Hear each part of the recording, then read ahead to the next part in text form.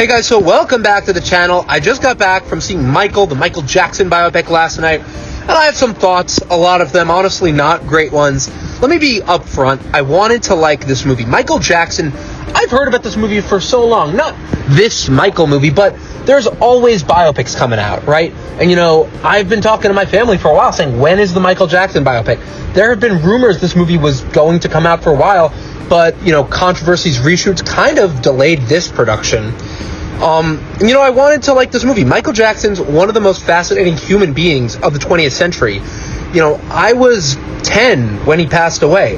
His life, his legacy is, so popular, so powerful.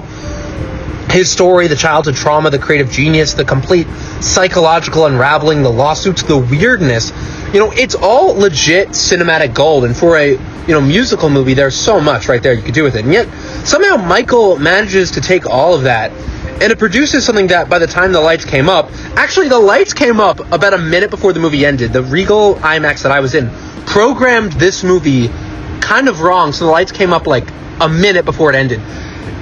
Honestly, it felt appropriate. I was just underwhelmed throughout the movie.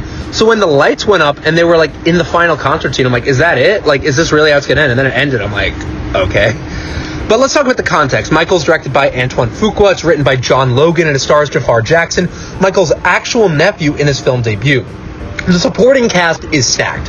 Coleman Domingo is Joe Jackson. Nia Long is Catherine. Miles Teller is an attorney, John Branca. The movie cost $200 million to make, which officially makes it the most expensive music biopic ever produced. For context, that's Marvel movie money. That's Avengers territory. And what Lionsgate and the Jackson estate bought with that budget is a 2-hour and 10-minute greatest hits reel that ends in 1988. Now, before we get into the criticism, let me say the one really good thing about this film is Jafar Jackson. The kid is, without question, a great actor, especially just in this role. In a Michael Jackson impersonation, because that is what this movie is, he nails the voice, he nails the moves, the whole aura of Michael Jackson. He does a great job with it in a way that's very impressive for a first-time actor. He brings the King of Pop to life, but the movie around him is really still just a greatest hits album without anything else.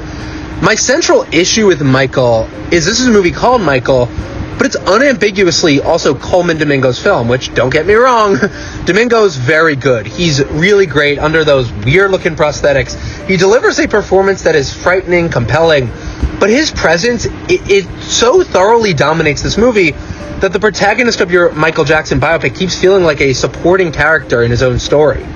The entire engine of the film is Michael versus Joe. That is the main sole conflict throughout this whole movie. And by the time we reach the midpoint of the movie, he's still wrestling with that dynamic, Michael. There's no escalation, no evolution. The main conflict just becomes the whole movie. That's a structural problem. A movie's central conflict should resolve and give way to something larger. Here it just loops. And, people before, I saw some very brief snippets of reviews where, the headlines were like, they made Michael Jackson boring. And I'm like, how do you even do that? But I see why. Because it really doesn't build anything. It mostly just tells us stuff without actually showing it. And that is the worst offense like a movie could do. I will always say that in reviews. There's moments here where Michael's meeting with a manager or like a CBS guy to try to pitch his Billie Jean video for MTV. And they're just naming artists he's worked with. He's like, I could work with Cyndi Lauper, Billy Joel, Bob Dylan. And they're hinting at this larger world, but they never show us any of that. Even in the scene where they go to direct the Thriller music video, there's a brief, John Landis reference. I just feel like there's so many Easter eggs. Everything is left on the table. John Logan, the guy who wrote this movie, is a talented screenwriter. He's the guy who wrote Gladiator, one of the great Hollywood screenplays. But I don't think this is a John Logan problem. I think somebody somewhere in the production made a very deliberate decision to keep this thing as light as possible. And that decision kneecaps the entire film. And you already know what I'm going to say. The original version of this script, and apparently scenes that, Lionsgate had already filmed, apparently dealt with the child abuse allegations. Then, due to a legal dispute involving a settlement agreement from one of Jackson's accusers, that entire portion of the film became unusable. Fuqua and Logan had to do a $50 million emergency rebuild. The result is a movie that ends, by design, in 1988. Right before that controversy begins, a title card at the end literally says, his story continues, and then it says, history continues, gesturing towards a sequel. So here's what that means narratively. Every theme the movie plants, Michael's obsessive need to be a child, the Neverland stuff, the chimp, the Peter Pan mythology. You know, the movie literally shows him in the hospital beginning to be addicted to drugs, or the doctor says you're going to need to take these drugs. And none of that lands because we never see where those seeds grow. The movie's planting a garden and then it's refusing to show you that garden. All set up, no payoff. I really don't like when movies do that. And I want to be clear, I'm not saying a Michael Jackson movie has to endorse or condemn him on the allegations. The best version of the story could have done exactly what Oppenheimer did. Hold enormous moral complexity in both hands and let the audience sit with it. That's a 3-hour film about one man building a weapon that kills 100,000 people. And Christopher Nolan made it thrilling and emotionally devastating. There is no reason a Michael Jackson story can't reach for something like that.